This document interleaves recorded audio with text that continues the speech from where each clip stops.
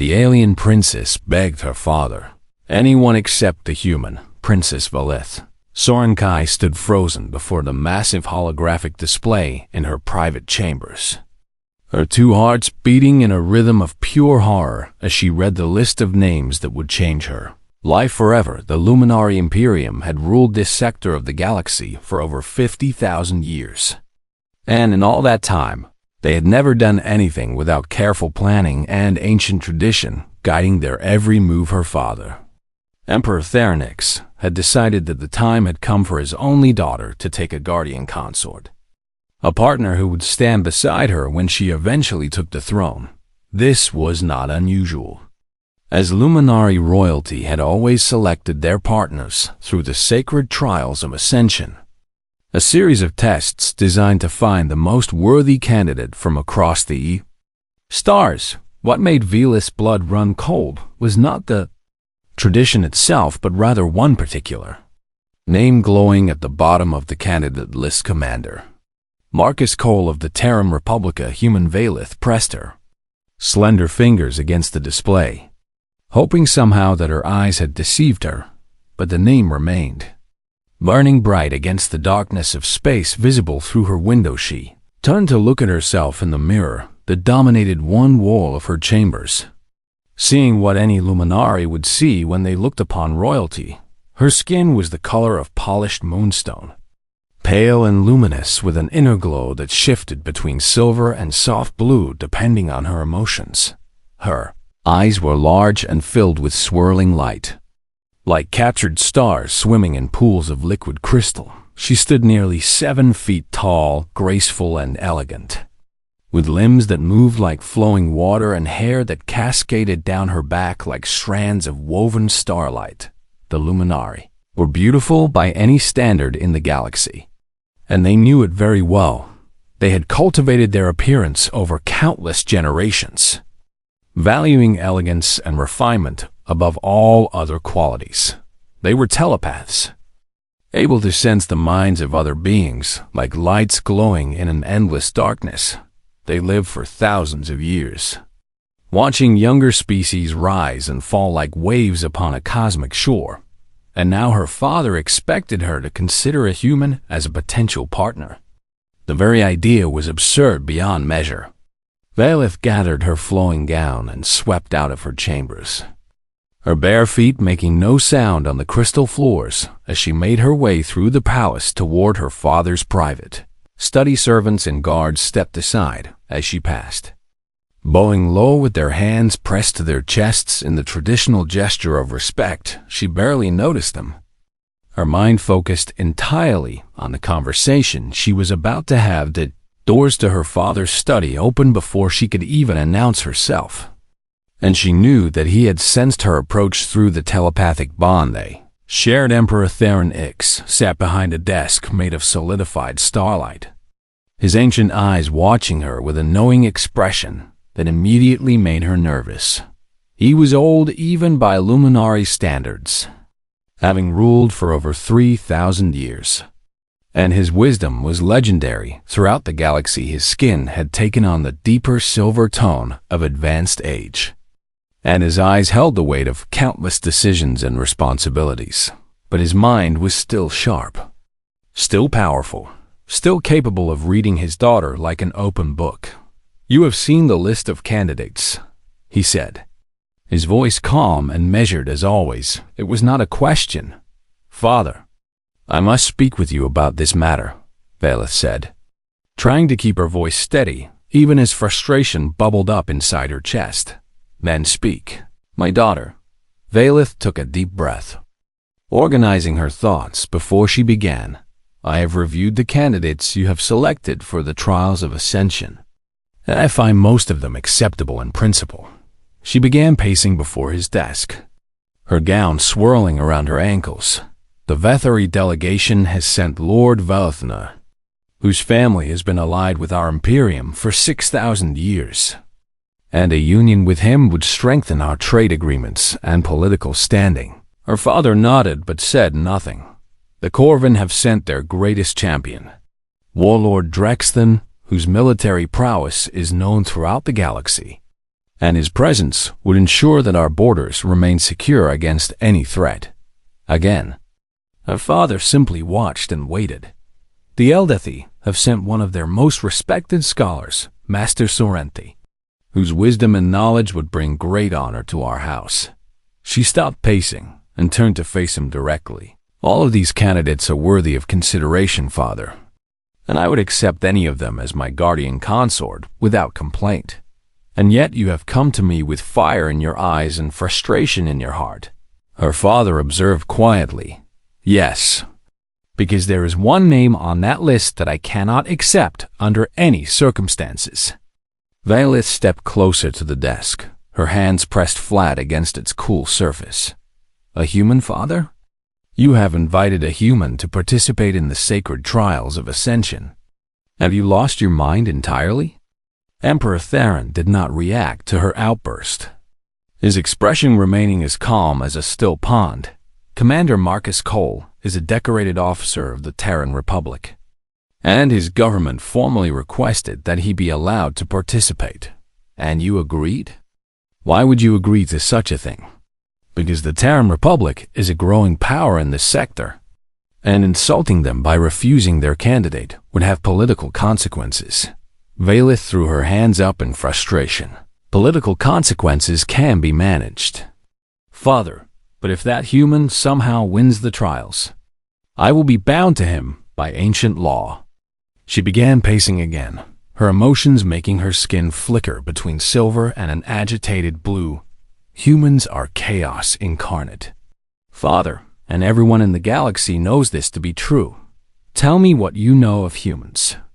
Daughter, I know that they have only been part of the galactic community for 200 years, which makes them practically infants compared to other species. She counted the points on her fingers as she spoke. I know that they cannot be sensed telepathically, their minds appearing as nothing but empty voids to our perception.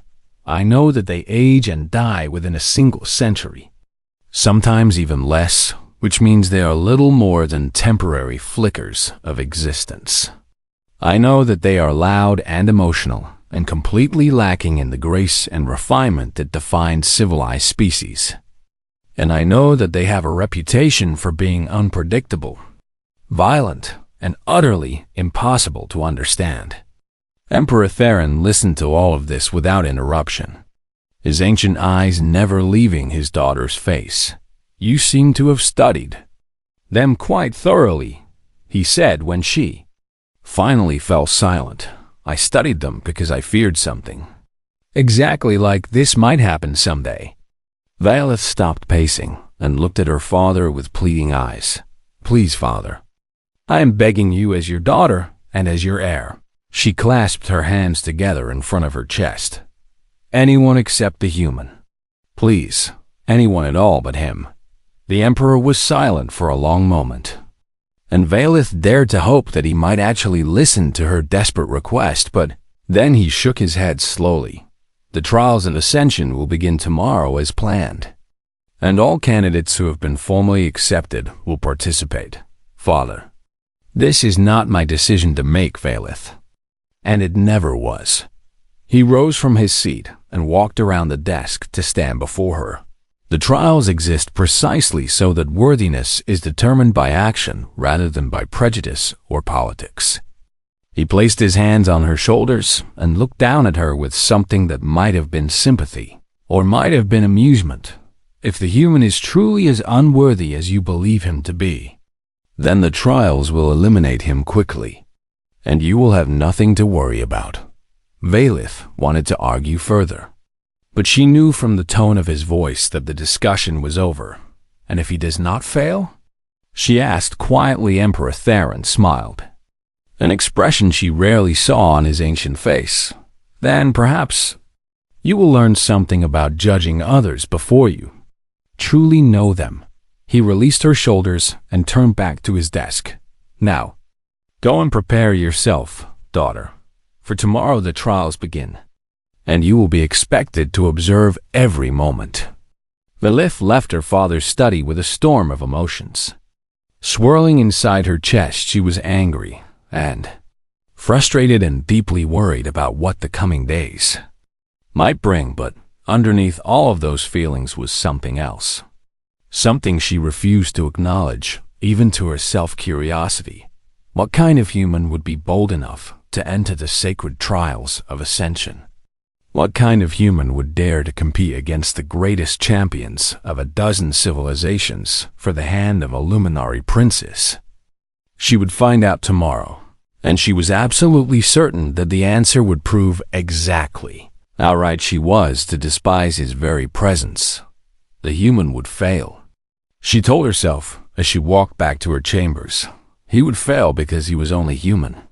And humans were nothing compared to the ancient powers of the galaxy. She was absolutely certain of this fact. Absolutely certain. The morning sun rose over the crystal spires of the luminary capital city, painting the sky in shades of gold and purple that reflected off every surface like a symphony of light princes. Valith stood on the observation platform high above the arena of trials. Her hands gripped tightly on the railing as she watched the candidates gather below. There were 12 of them in total, representing 12 different species from across the known galaxy. She could see Lord Velithama of the Vethari standing tall and confident in his flowing robes, his serpentine features calm and calculating as he observed his competition. Nearby stood Warlord Drexton of the Corvin, a massive figure covered in thick, armored plates. His forearms crossed over his chest as he waited with obvious impatience. Master Cerinthy of the Eldethi floated serenely a few inches above the ground, her crystalline form catching the light in beautiful patterns that shifted with her thoughts. Each candidate was impressive in their own way, representing the best their species had to offer. And then there was the human commander. Marcus Cole stood apart from the others, and Valith found herself studying him with a mixture of disgust and reluctant curiosity. He was shorter than most of the other candidates, barely 6 feet tall by her estimation, with a compact, muscular build that seemed almost primitive compared to the elegant forms around him. His skin was a warm brown color, marked here and there with small scars that spoke of past violence. His hair was cut short and dark, and his eyes were a deep brown that seemed to absorb light rather than reflect. I wore a simple uniform of black and silver, the colors of the Terran Republic, without any of the elaborate decorations that the other candidates had chosen to display Valith's telepathic senses. He was exactly what she had feared, a complete void, an empty space where a mind should be looking, and him was like staring into a dark hole in the fabric of reality itself. It made her deeply uncomfortable in ways she could not fully explain. Her father appeared beside her on the platform, his ancient presence filling the space with quiet authority. "The first trial will begin shortly," he said, his voice carrying the weight of tradition. "The labyrinth of minds," Valith nodded, without taking her eyes off the human below. "Hey, will not last an hour," she said with absolute confidence. "The labyrinth was designed to test the strength and structure of the mind, and humans have neither."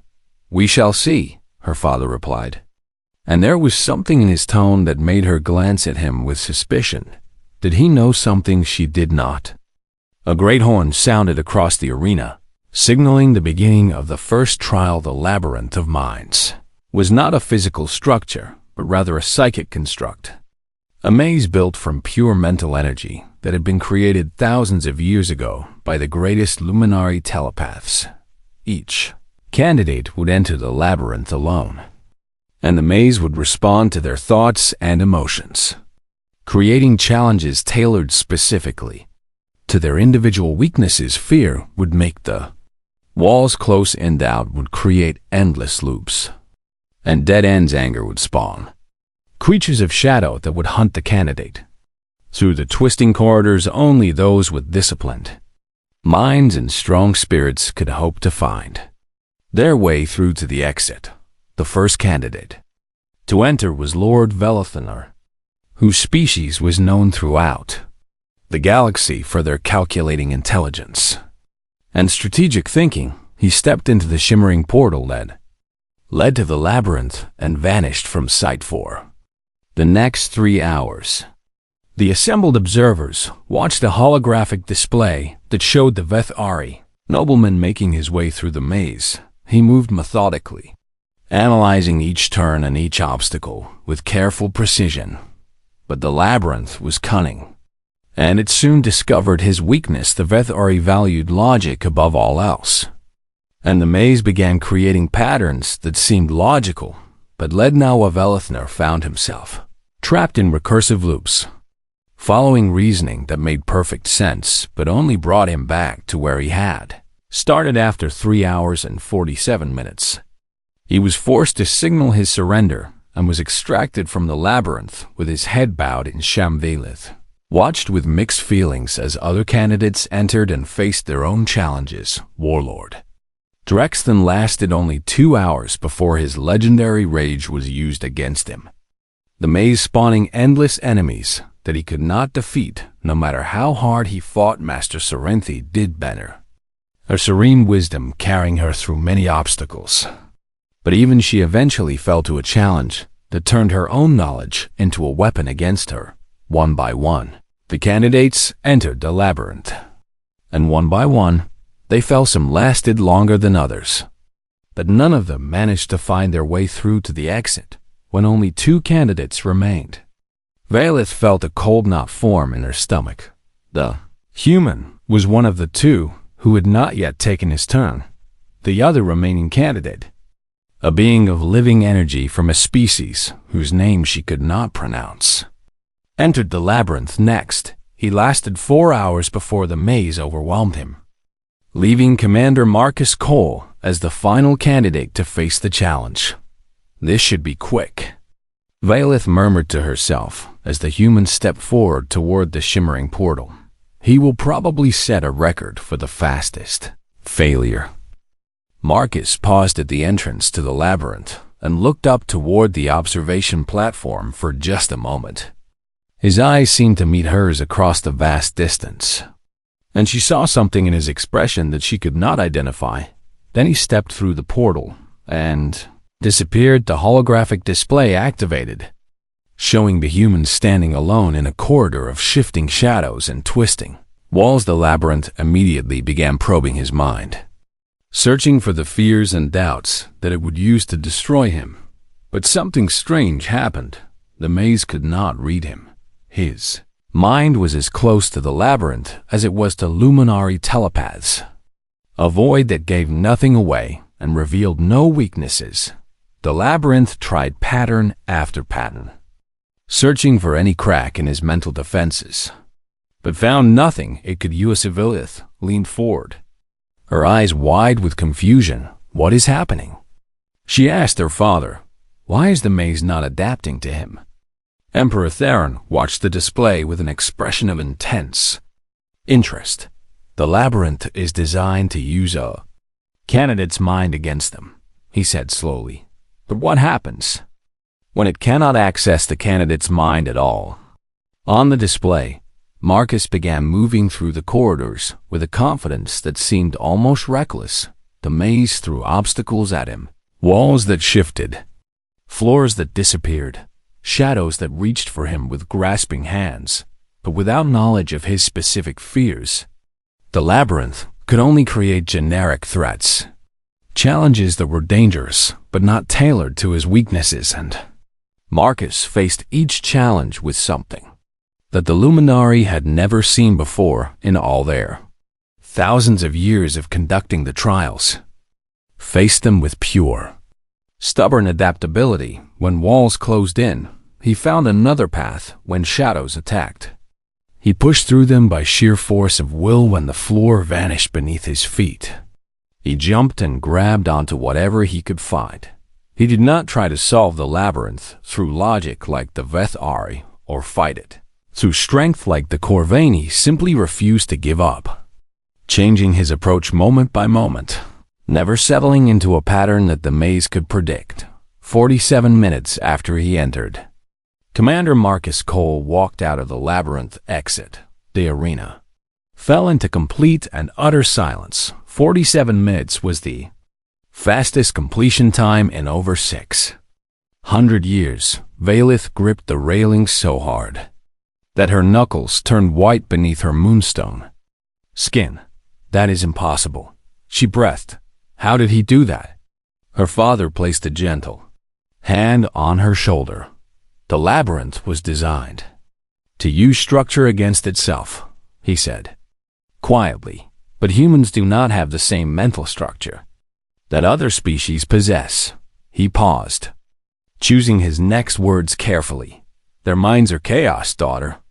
And chaos cannot be predicted or manipulated in the same way that order can be. Down in the arena, Marcus Cole stood alone while the other failed candidates stared at him with expressions ranging from shock to outright hostility. He did not seem to notice their attention. Instead, looking up once again at the observation platform where the princess stood watching. This time, he offered a small nod of acknowledgement. Nothing arrogant or boastful. Just a simple gesture of recognition. Valith did not return the nod. But she found that she could not look away from him either. The first trial is complete, Emperor Theron announced to the assembled crowd, his voice carrying across the arena through ancient amplification technology. One candidate has passed, and he will advance to the trial of blood tomorrow. As the crowd began to disperse and the failed candidates were led away to rest and recover, Valith remained on the platform, staring down at the human who had just done the impossible. A fluke, she whispered to herself, trying to convince her racing hearts that everything was still under control. It must have been a fluke. And tomorrow he will fail like all humans eventually do. But deep inside, in a place she refused to acknowledge, a tiny voice wondered if perhaps she had been wrong about him. Perhaps she had been wrong about all of them. She pushed that thought aside and turned away from the arena, refusing to let it take root in her mind. Tomorrow would bring the trial of blood, and surely no human could survive that. The Arena of Ancestors was the oldest structure in the entire Luminari Imperium, built over 40,000 years ago, when the species first developed the technology to create solid holograms indistinguishable from reality. It was a massive circular chamber with walls that stretched up toward a dome of pure crystal, allowing the light of the stars to shine down upon those who fought within. Today, that ancient arena would host the trial of blood. Princess Valith took her seat in the royal viewing box, positioned high above the arena floor where she could see every detail of the combat below. Her father sat beside her, his ancient face revealing nothing of his thoughts as the candidates who had been eliminated in the first trial filed in to observe. They had been given the choice to watch or to return to their ships and leave, and every single one of them had chosen to stay. Valith understood why. They wanted to see the human fail. She wanted to see it too, desperately, even though a small part of her had begun to wonder if it would actually happen. The trial of blood was simple in concept, but brutal in execution. Each candidate would enter the arena alone and face holographic recreations of legendary warriors from throughout galactic history. These holograms were not mere images, but solid constructs capable of causing real damage, real pain, and if a candidate was not careful, real death. The arena's medical systems could save a fatally wounded candidate in most cases, but the risk was genuine. Each candidate would face 3 opponents chosen by the arena itself, designed to test their combat abilities to the absolute limit. Velthner, despite his failure in the labyrinth, had been granted the honor of watching from a position near the royal box. He leaned toward Valith with a thin smile on his serpentine features. "The human will die today, Your Highness," he said with obvious satisfaction. No species that young could possibly have produced warriors capable of facing what awaits in that arena. Valith did not respond, keeping her eyes fixed on the arena floor where the first candidate was preparing to enter. She watched as several of the remaining competitors took their turns, each one fighting with skill and determination against opponents pulled from the memories of 1,000 civilizations. Some fell quickly, overwhelmed by legendary warriors whose combat techniques had been perfected over centuries. Others lasted longer, proving their worth through blood and sweat before finally being brought down when the announcer called the name of Commander Marcus Cole. A hush fell over the assembled crowd. The human walked into the center of the arena with a calm confidence that Valeth found almost insulting. He carried no ceremonial blade, no energy shield, no advanced weapon of any kind. In his right hand he held a simple combat knife. The kind that human soldiers had been using for centuries. On his hip was a projectile sidearm, a weapon so primitive by galactic standards that several of the watching aliens laughed out loud. "What is he doing?" Valeth asked, unable to contain her confusion. "Does he not understand what he is about to face?" Her father leaned forward with interest. "Perhaps he understands better than we do." The arena hummed with power as it selected the first opponent for the human challenger like gathered and coalesced in the center of the floor, forming the massive shape of a Corvan warlord from 3,000 years ago. The hologram was 8 feet tall, with 4 powerful arms, each one ending in claws, capable of tearing through starship armor. It let out a roar that shook the walls and charged directly at Marcus.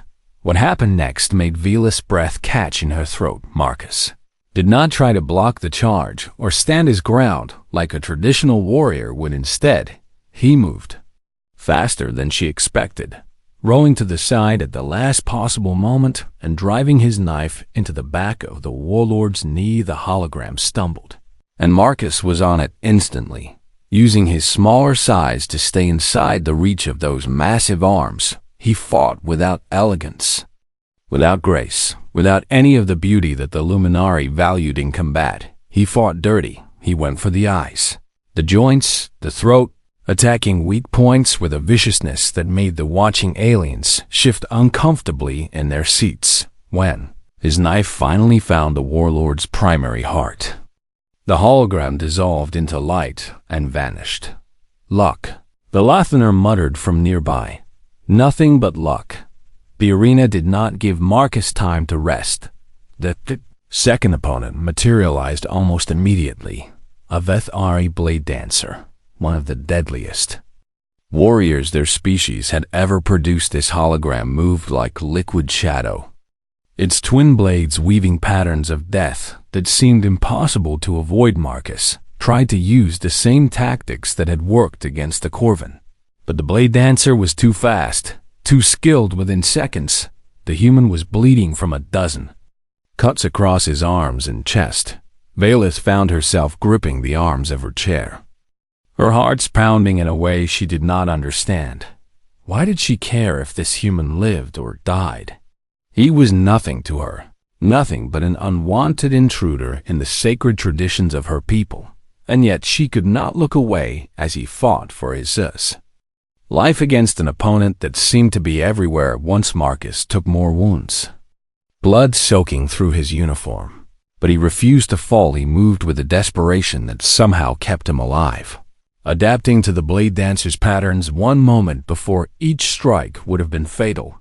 And then he did something that no one in the arena expected. He threw his knife not at the blade dancer's chest or head, where the hologram would easily deflect it, but at the floor in front of him.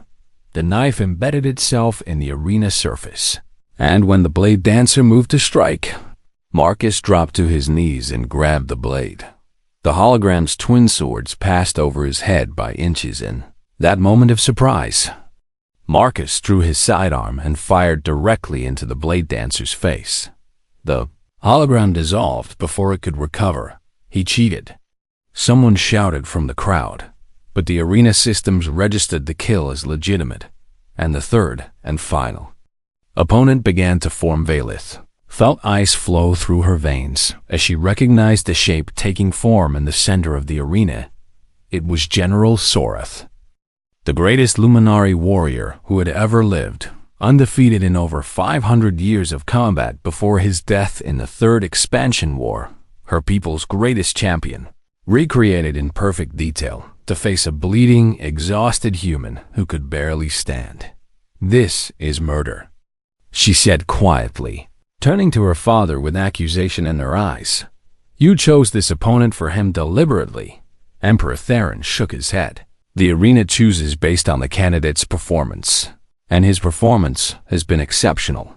He will die, perhaps, but that is what the trial demands." In the arena, Marcus faced General Sareth with blood dripping from his wounds and exhaustion clear in every line of his body. His sidearm was empty. His knife was gone, and he had nothing left but his fists and his will to survive. General Sareth attacked with the fluid grace of 10,000 years of luminary combat tradition, and Marcus had no chance of matching that skill. The first blow shattered his left arm. The second cracked his ribs. The third sent him sprawling across the arena floor, leaving a trail of blood behind him. "It is over," Belithner said with satisfaction. "The human is finished." But Marcus Cole was not finished. He pushed himself up with his one working arm. Blood streaming from his mouth, his eyes locked on the hologram of General Sareth, should have stayed down, should have surrendered, should have accepted defeat like any rational being would. But humans, Valeth was beginning to understand, were not rational beings. Marcus charged at General Sareth with a scream of defiance that echoed off the ancient walls. He took blow after blow that would have killed a lesser being, his body breaking with each impact, and still he kept coming. He fought with his fists, his elbows, his teeth, using every part of himself as a weapon. And when General Sareth finally left an opening, just a tiny gap in his perfect defense, Marcus drove his broken body forward and wrapped his hands around the hologram's throat. His grip crushed the general's windpipe. The hologram flickered and died. Marcus Cole stood alone in the center of the arena of ancestors, bleeding and broken but still standing. The crowd was completely silent, unable to process what they had just witnessed. A human had defeated the greatest luminary warrior in history through nothing but sheer stubborn refusal to die. An advisor leaned close to Emperor Theron. "How is he still alive, Majesty?" The Emperor watched as medical teams rushed into the arena to tend to the human's wounds. Their bodies produce a chemical called adrenaline when damaged, he said quietly. It allows them to ignore pain and push far beyond what should be possible. He paused, his ancient eyes thoughtful. "They're not strong by galactic standards, and they are certainly not skilled compared to older species, but they possess something that we do not fully understand." "What is that, Father?" Valeth asked, her voice barely a whisper. "They simply refuse to accept defeat, even when defeat is the only logical outcome." Marcus looked up at the royal viewing box one more time before the medical team carried him away. His face was a mask of blood and bruises, but somehow he managed a small, exhausted nod, this time without understanding why. Valeth nodded back. 3 days passed while Commander Marcus Cole recovered from the injuries he had sustained in the trial of blood. The luminary medical technology was advanced enough to heal most of his wounds, mending broken bones and repairing damaged tissue with efficiency that would have seemed like magic to humans just a few centuries ago. But even with such advanced care, the human had come closer to death than any candidate in recent memory. Princess Valeth had spent those 3 days trying to convince herself that nothing had changed. She had visited her father's study twice more, each time begging him to find some excuse to disqualify the human before the final trial began. Each time, Emperor Theron had refused. "The trials are sacred," he reminded her, "and so far, Commander Cole has proven himself worthy by every measure they demand. He is still human." Valeth had argued. "He is still temporary, still chaotic, still everything I do not want in a guardian consort." Her father had simply smiled that mysterious smile of his and sent her away now the day of the final trial had arrived. And Valeth found herself pacing in her private audience chamber, waiting for the first candidate to be brought before her. The trial of wisdom was different from the others. There was no arena, no labyrinth, no combat instead. Each remaining candidate would have a private audience with the princess herself, and she would judge their worthiness based on their words, their character, and their understanding of what it meant to stand beside Luminari royalty. Only 2 candidates remained: Lord Velathaner of the Vethari, who had been granted a second chance to prove himself after his failure in the first trial, and Commander Marcus Cole. The rules allowed eliminated candidates one opportunity to petition for reinstatement if a majority of the Luminari Council agreed, and Velathaner's political connections had ensured that Agrement Valith had not protested this decision. If anything, she had welcomed it, hoping that the Vethari nobleman would somehow manage to win the trial of wisdom and save her from the fate. She feared a chime sounded, and the doors to her chamber opened to admit Lord Velathaner entered with smooth grace, his serpentine features arranged in an expression of confident charm as he bowed before her. "Your Highness," he said, his voice like honey poured over silk, "I am honored beyond words to stand before you in this sacred moment." Valith gestured for him to rise and take a seat across from her. "You have been given a second chance, Lord Velathaner, and I am curious to hear what you would say to convince me of your worthiness." Velathaner smiled, revealing teeth that were just slightly too sharp for comfort. "I would speak of the alliance between our peoples," he began. "For 6,000 years, the Vethari and the Luminari have worked together to bring order and prosperity to this sector of the galaxy." He leaned forward, his eyes glittering with calculation. "A union between us would strengthen that alliance beyond measure, Your Highness, creating a partnership that would benefit both our species for millennia to come." "Go on," Valith said, keeping her expression neutral. "I offer you the wisdom of my people, the resources of my house, and the political connections that have been cultivated over countless generations." Velathaner spread his hands in a gesture of openness. "I offer you stability, security, and the certainty of knowing that your guardian consort will always act in the best interests of the Imperium." "And what of me personally?" Valith asked quietly. "What do you offer me as an individual, not as a princess or a political asset?" Velathaner hesitated for just a moment, and in that hesitation, Valith saw the truth. He had not considered her as an individual at all. She was nothing more than a means to an end, a stepping stone to greater power and influence. His answer confirmed her suspicions. "You are the future of the Luminari Imperium," he said carefully. "In serving you, I would be serving the greatest good of the galaxy itself." Valith thanked him for his words and dismissed him to wait in the outer chamber. His answer had been perfect in every technical sense, offering everything that a political alliance should provide, but there had been no warmth in it, no genuine connection, no hint that he saw her as anything more than a crown to be worn. The doors opened again, and Commander Marcus Cole entered. He moved stiffly, still recovering from his injuries despite the advanced medical care. His uniform was clean and pressed, but it could not hide the bandages that still wrapped parts of his body. He stopped in the center of the room and looked at her with those dark eyes that revealed nothing. "Please, sit," Valith said, gesturing to the same chair Velathaner had occupied. Marcus sat down carefully, wincing slightly as the motion pulled at wounds that had not fully healed for a long moment. Neither of them spoke. "You do not want me here," Marcus finally said. Breaking the silence, it was not a question, but a simple statement of fact. "No," Valith admitted. "I do not."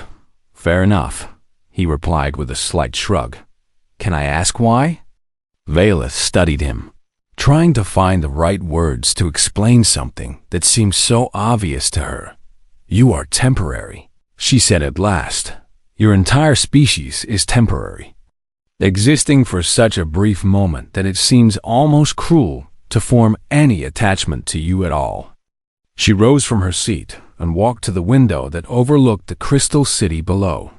"I will live for thousands of years, Commander, and in that time I will watch everything I love grow old and pass away, including my father, including my world, including everything that gives meaning to my existence." She turned back to face him. "And you asked me to add to that burden by binding myself to a being who will age and wither and die in what feels like the blink of an eye. To watch you grow old while I remain unchanged? To bury you and carry that grief for centuries afterward?" She shook her head slowly. "Forming attachment to a human is like loving a sunset, Commander Cole. Beautiful for a single moment and then gone forever." Marcus was quiet for a long time after she finished speaking when he finally responded. His voice was soft but steady. "You are right," he said, "about all of it. Really, because I have maybe 50 or 60 years left if I am lucky. And that is nothing compared to your lifespan." He met her shimmering eyes with a directness that made her want to look away.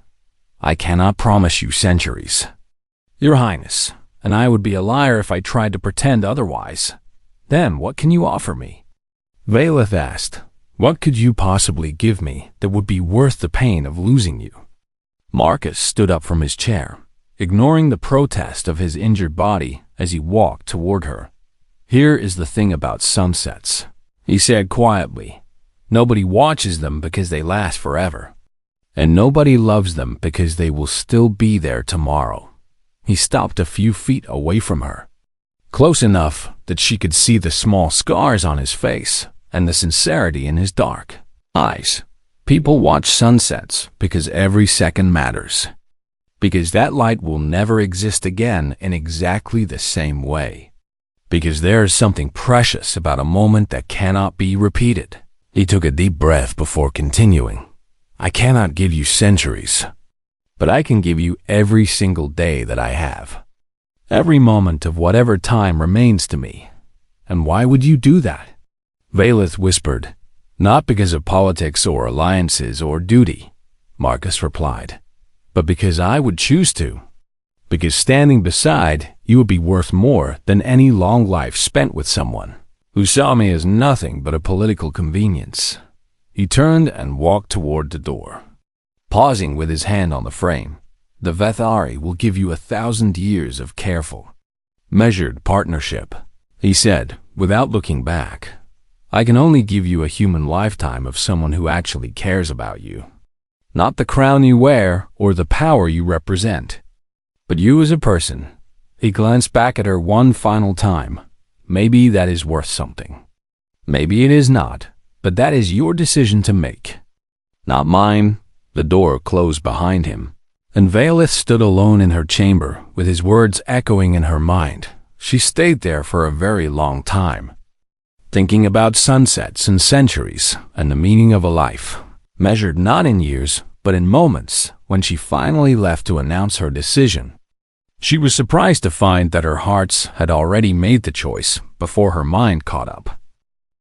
The great hall of the Luminary Palace had not seen such a gathering in over 1,000 years. Representatives from every major species in the galactic community had traveled to witness the conclusion of the trials of ascension, their ships filling the orbital platforms above the capital city until the night sky was dotted with lights that rivaled the stars themselves. Princess Valith stood in her private chambers, watching the last of the guests arrive through the window that overlooked the landing platforms. She was dressed in the traditional gown of a luminary choosing ceremony, flowing fabric that shifted between silver and gold with every movement, catching the light and releasing it in patterns that seemed almost alive. Her skin glowed brighter than usual, responding to the emotions that churned beneath her calm exterior. Today, she would make a choice that would shape the rest of her very long life. Today, she would either prove herself wise beyond her years or make a mistake that the galaxy would remember for centuries to come. A soft knock at her door announced her father's arrival. Emperor Theron entered alone, leaving his guards and advisors behind as he came to stand beside his daughter at the window. "The moment has come," he said gently. "Are you ready?" Valith turned to face him, and for the first time since she was a small child, She felt truly uncertain. What if I make the wrong choice, Father? The ancient emperor smiled, the expression softening his stern features in a way that reminded her of simpler times. There is no wrong choice in matters of the heart. My daughter, only different paths leading to different destinations. He placed his hands on her shoulders, looking down at her with eyes that had witnessed the rise and fall of countless civilizations. You have always been wise beyond your years, Valith, and I trust your judgment completely, even if you do not trust it yourself. But the human, she began, is a candidate who has proven himself worthy by every measure the trials demand. Her father interrupted gently. The question is not whether he deserves to stand beside you, because the trials have already answered that. The question is whether you can accept what he offers. Valith thought of Marcus's words about sunsets and moments and choices freely made. She thought of the cold calculation in Valith in her eyes when he spoke of alliances and political benefits. She thought of watching a human grow old and die while she remained unchanged, and she thought of never having someone look at her the way Marcus had looked at her in that private audience chamber.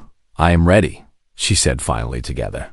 Father and daughter walked through the crystal corridors of the palace toward the great hall where the assembled guests waited. The doors opened before them, and a wave of hushed whispers swept through the crowd as Valith made her entrance. She walked alone down the central aisle, her father remaining at the entrance to observe from a distance as tradition required. At the far end of the hall stood the two remaining candidates. Lord Velithaner was dressed in elaborate robes that shimmered with living light, his serpentine features arranged in an expression of confident expectation.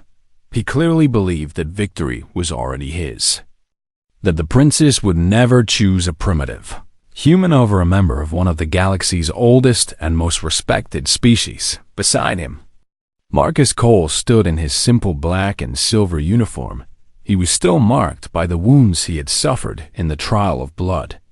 Moving stiffly despite the healing he had received, he did not look confident or expectant. He looked like a man who had done everything he could and was prepared to accept whatever outcome. Followed Valith stopped before the elevated platform where both candidates waited and turned to face the assembled crowd. The trials of ascension have been completed, she announced, her voice carrying clearly through the hall despite its soft tone. 12 candidates entered, and 2 have proven themselves worthy to stand before me today. She paused, allowing the weight of the moment to settle over the crowd. Lord Velithaner of the Vethari, please step forward. The nobleman moved with graceful confidence, stopping at the edge of the platform and bowing deeply before the princess. You have offered me an alliance of ancient houses, Valith said. You have offered me political power and stability, and the certainty of a partnership that would last for millennia. Velithaner's smile widened, and several members of the Vethari delegation began to murmur congratulations among themselves. These are worthy offerings, Valith continued, and there is no fault in them. But there is also no fire, no passion, no sense that you see me as anything more than a means to an end. The smile faded from Velasher's face as he began to understand where her words were leading. I thank you for your participation in the trials, Lord Velithaner, but I must decline your offer. A gasp rippled through the crowd as the Vethari nobleman stepped back, his expression shifting from surprise to barely contained fury. Commander Marcus Cole of the Terran Republic, please step forward. Marcus moved slowly, his injured body protesting each step as he approached the edge of the platform. He did not bow as Velithaner had done, instead meeting her eyes directly with that steady gaze that still revealed nothing to her telepathic senses. You have offered me something far different, Valith said quietly, speaking now as though they were the only 2 people in the hall. You have offered me a sunset, temporary and fragile and destined to end far too soon. She stepped closer to him, close enough that she could see the small scars on his face, and the way his hands trembled slightly at his sides. "You have offered me every moment of whatever time you have left. Not because of politics or duty, but because you would choose to stand beside me." Marcus said nothing, waiting for a verdict with a calm that seemed impossible given the circumstances. "I have lived for 400 years, Valeth continued, "and in all that time, no one has ever offered me a choice freely made, a gift given without expectation of political return." She reached out and took his hand in hers, feeling the warmth of his skin against her moonstone fingers. "I find that I want to see how brightly your sunset burns." "Commander Cole," the hall erupted in a chaos of reactions. Veterinary delegation shouted in outrage, while the representatives of a dozen other species exchanged shocked glances and urgent whispers. The Terran observers stood in stunned silence, unable to believe what they had just witnessed, but Valeth heard none of it. She was looking only at Marcus, watching as understanding slowly dawned in his dark eyes. "Are you sure?" he asked quietly. "This is not a small thing you are doing." "I have never been more sure of anything in my very long life." She turned to face the crowd, still holding his hand, and raised her voice to cut through the noise. "I have made my selection, and by the ancient laws of the trials of ascension, my choice is binding and final." Emperor Theron stepped forward from his position at the entrance, his ancient face calm but his eyes filled with something that might have been pride. "The trials are concluded," he announced. "Commander Marcus Cole of the Terran Republic has been chosen as guardian consort to Princess Valeth Sarenkai." As the hall slowly settled into an uneasy acceptance of what had just occurred, Valeth found herself thinking about the future that stretched before her. It would not be the future she had imagined when she first saw the humans' name on that list of candidates. It would not be the centuries of elegant partnership that a union with the Vethari would have provided instead. It would be something far more precious, a handful of decades filled with moments that mattered. She looked at Marcus, at this strange, stubborn, impossibly brave human who had fought his way through impossible odds to stand beside her. "I wanted anyone except a human," she said quietly, so only he could hear. "I begged my father to send you away before the trials even began." Marcus nodded, unsurprised by this revelation. "What changed your mind?" Vali thought about the question for a moment before answering. "You taught me that some things are worth more than time itself." She squeezed his hand gently. "You taught me that love is not measured in centuries, but in choices freely made." In the galleries above, alien diplomats debated the political implications of what had just occurred in the corners of the hall. Reporters prepared stories that would spread across the galaxy within hours, and in the private chambers of the palace, Emperor Theron smiled to himself, knowing that his daughter had finally understood the lesson he had been trying to teach her all along. The Luminari were ancient and powerful and wise in many ways, but the humans had something that could not be learned.